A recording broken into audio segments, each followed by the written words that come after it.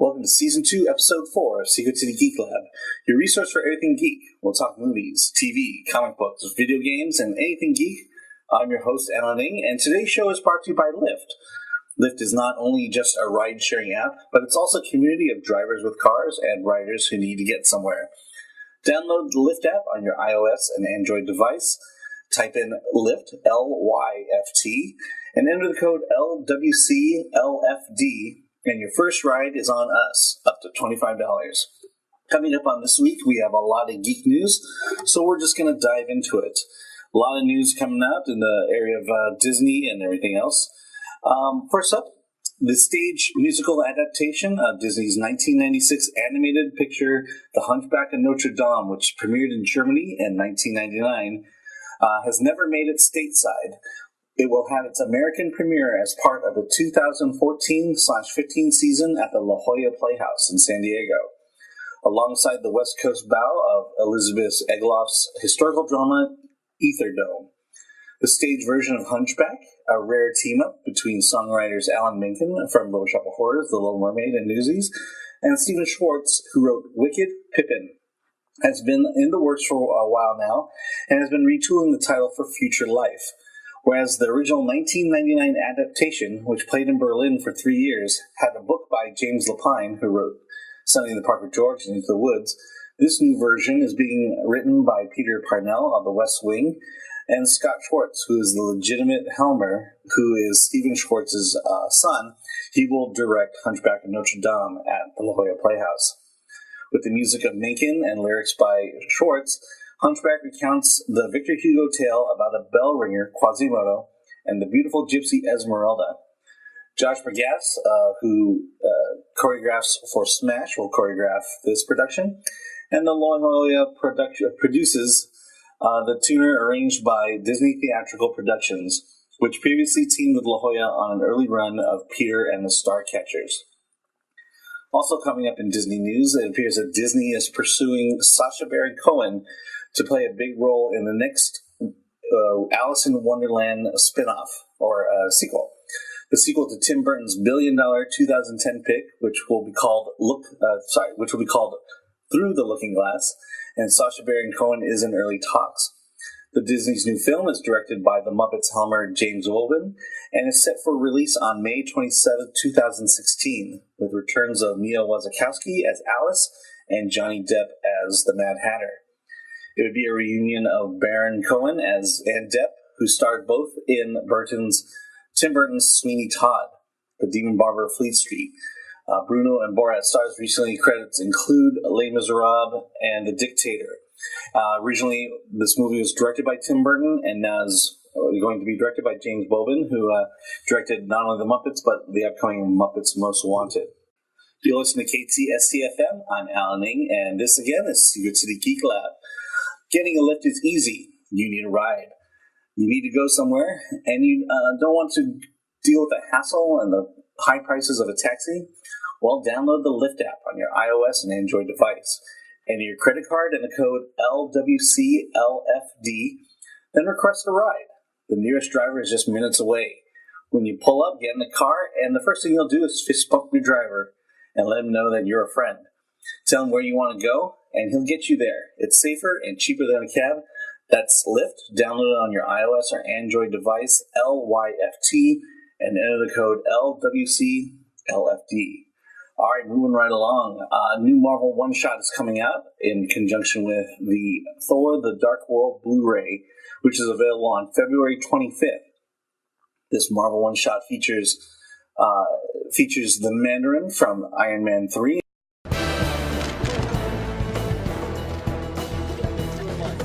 Tonight is the fan premiere of All Hail the King, which is the Marvel one-shot that I directed and that stars Sir Ben Kingsley and Scoot McNairy. It's my character in Iron Man 3 and what happens to Trevor Slattery after he's arrested. We look at him in prison where he's living a life of luxury.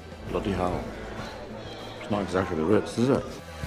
And he's being interviewed by the press. They're making a documentary on his life, which of course would suit Trevor down to the ground because he loves talking about himself.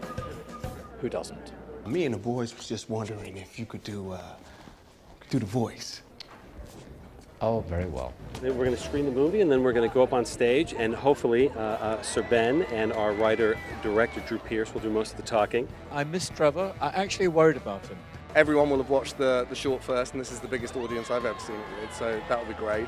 I am often surprised at how smart the questions are and the depth of the questions. That's why we have the best fans in the whole world. It's not actually as two-dimensional as one might suspect. For us, it's just fun. It's a way to explore the Marvel Cinematic Universe in a deeper way, in a different way. It's a bit grittier. It's a little bit edgier, I would say, even. The Marvel one-shots are honestly just the labor of love. It was a wonderful character to play, delightful. You'll never see me coming. I hope the fans like it, and I hope, we're giving them stuff that surprises them and delights them. I would ask all the fans to check out the new Thor DVD Blu-ray, where they're going to find the exclusive Marvel one-shot, All Hail the King.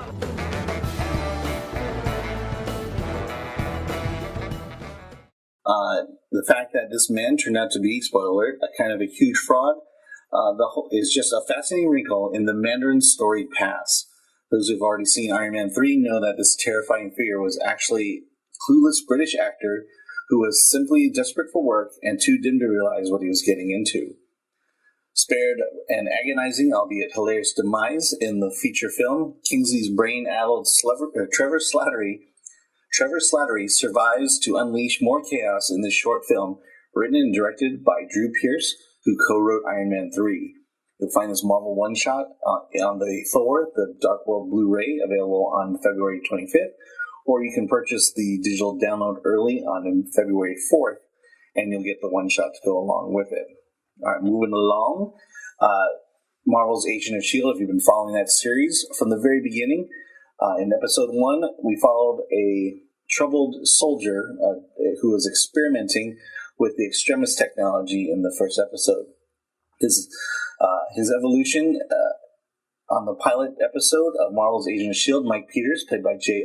August Richards, first appeared as a soldier transformed into hero by rogue extremist technology. Jeff Loeb confirmed during an on-set press conference that Peters will, in fact, become the half-human, half-cyborg Deathlok. There's an awful lot of excitement that he'll have his speed, his strength, and his well-known cybernetic eye, Loeb said, noting that the writers have been planning Mike's transformation from the beginning of the series. We first introduced an idea of the eye in episode 4, so if you've been watching along the way, we've been leaving breadcrumbs for you to follow. Let's see, executive producer Jeffrey Bell says, "We have been waiting all season for this moment where we can reveal that Mike Peterson's story arc is an origin story. We have been thrilled to have J. August Richards play Deathlok, and to have an audience enjoy this favorite Marvel character on the show. If you like to ask when I was a 9-year-old what I always wanted to be," said J. August Richards, "I would have said I wanted to be a superhero. And I'm so excited to be one now as an adult on TV. Expect Deathlok to formally appear on the February 4th episode, and that episode will also include a cameo from Marvel's Stan Lee himself."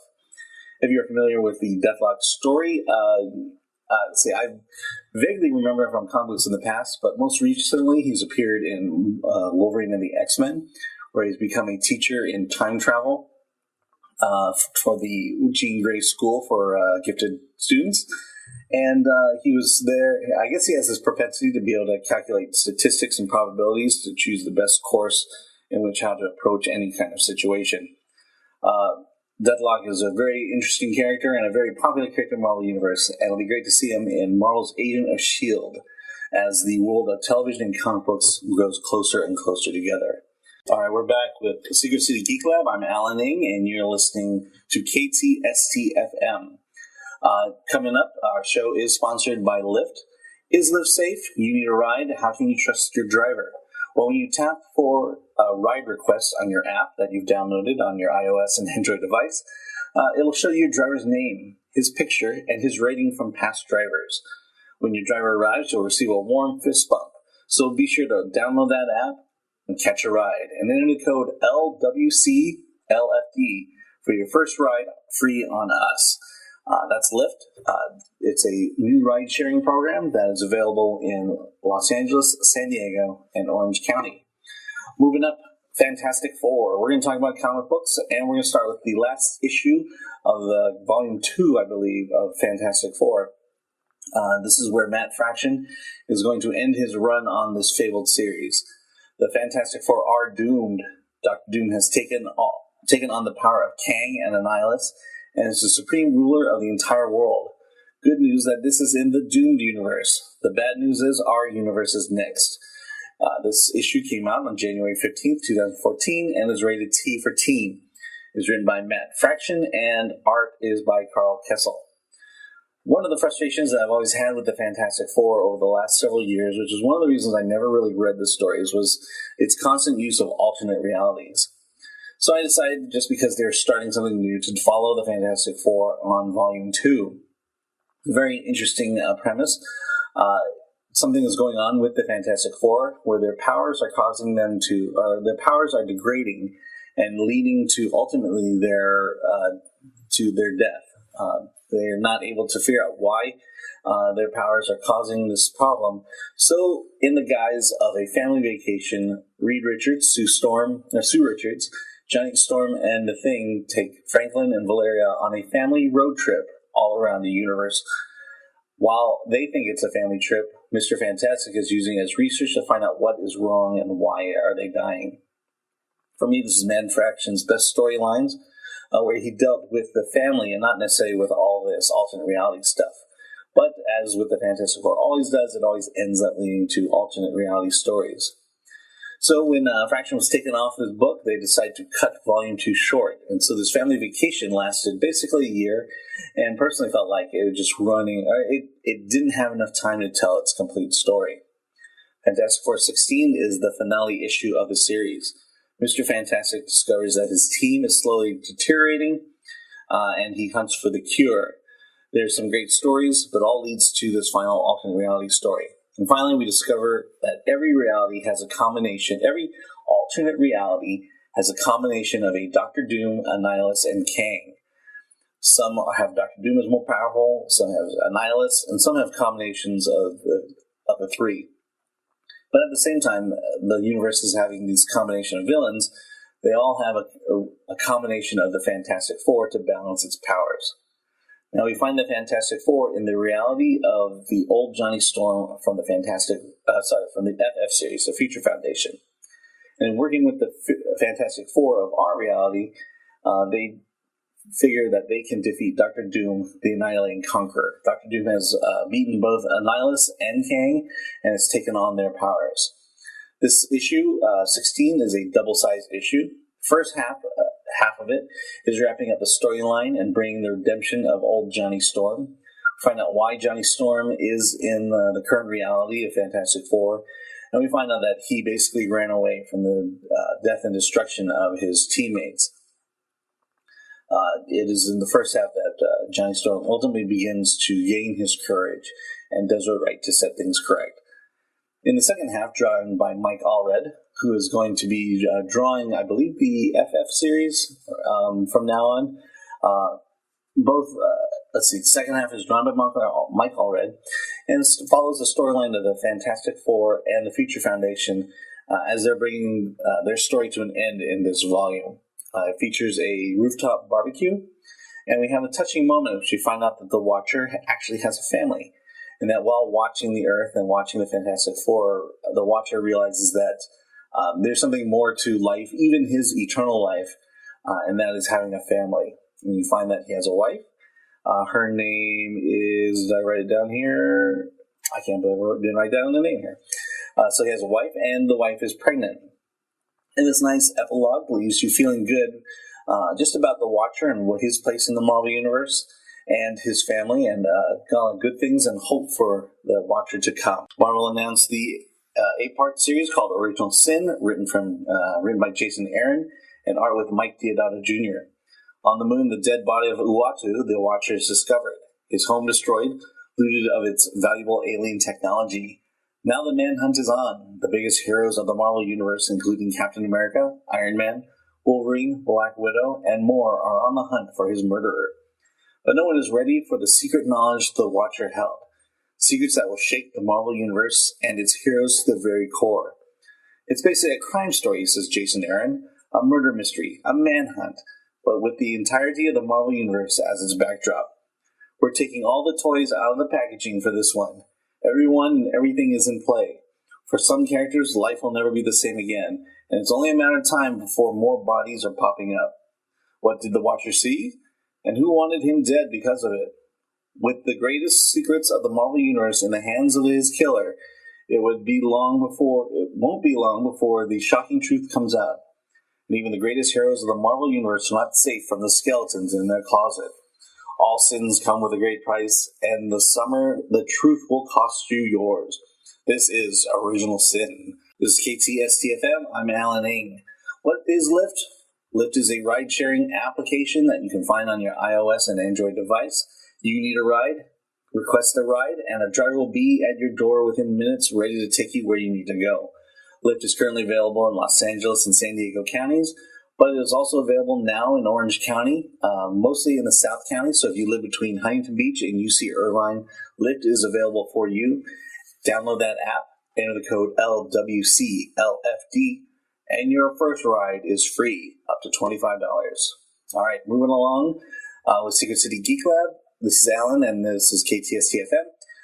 It looks like Godzilla The Awakening is coming out in films this year, and there's going to be a comic book sequel. All right, Legendary and Warner Brothers happens to own DC Comics, so my assumption is that the graphic novel is going to come out of DC. The comic book is co-written by Greg Borenstein and the screenwriter of the movie Max Borenstein. It's set several decades before the events of the film. The book will be released May 9th, and that's 9 days before the feature film's release. Godzilla stars Aaron Taylor Johnson, Ken Watanabe, Elizabeth Olsen, Juliette Binoche, Sally Hawkins, David Strathairn, and Bryan Cranston. All right, let's go with a movie review. Just recently saw Percy Jackson, Sea of Monsters. Percy Jackson, the son of Poseidon. He's a half son of Poseidon and a human.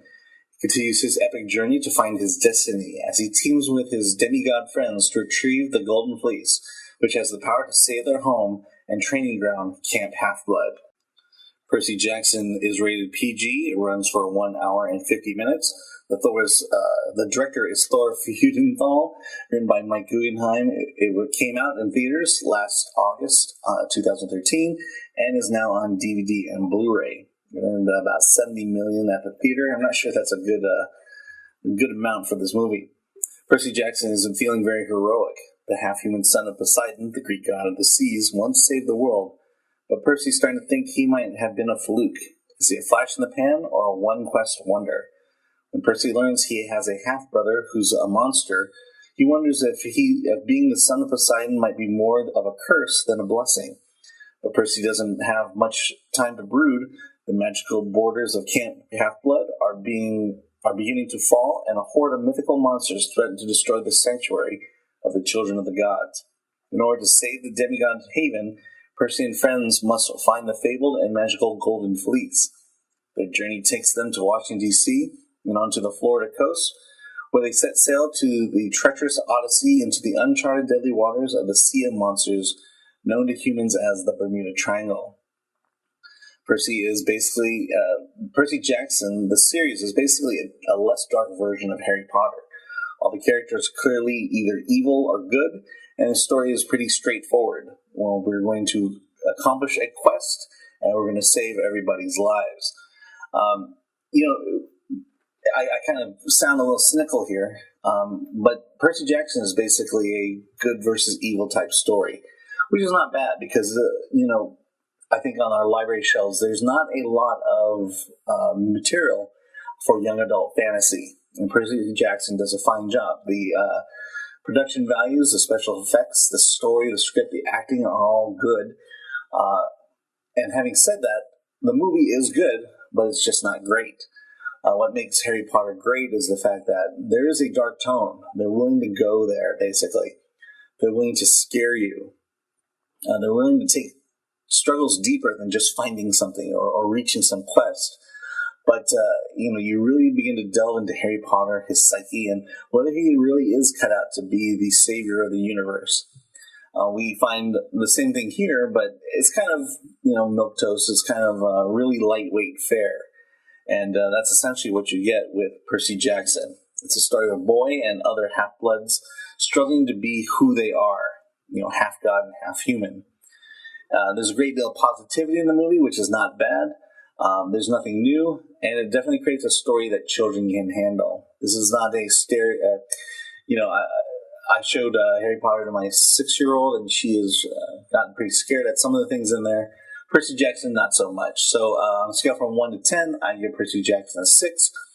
Good family fare and good fun to watch. This is KTSCFM. I'm Alan Ng, and you listen to Secret City Geek Lab. On the heels of the very successful airing of The Sound of Music Live in December, NBC Chairman Robert Greenblatt announced today that the network will present a new television production of the classical musical Peter Pan as a live telecast on Thursday, December 4th, 2014.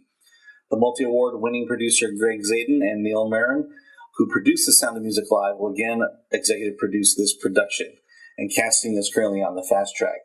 Sound of Music starred Carrie Underwood and received a phenomenal 5.6 rating of adults between 18 and 49, and 22 million viewers overall over the live plus 7 totals of the December 5th broadcast. We're very pleased to be underway with Peter Pan as the next live action holiday musical for the whole family, says Greenblatt. We're delighted to see how The Sound of Music struck such a chord in December and brought nearly 19 million people to the live telecast, plus several other millions over the weekend. In the hopes that lightning strikes twice, we hope we've landed another great Broadway musical, which ironically starred Mary Martin, and that is a timeless classic for all audiences, young and old, who just never want to grow up. Mary Martin actually starred in the original Broadway production of The Sound of Music. We're thrilled to be reteaming with NBC and Bob Goldblatt to bring Peter Pan and its roots to the live audience, says Zaden and Marin.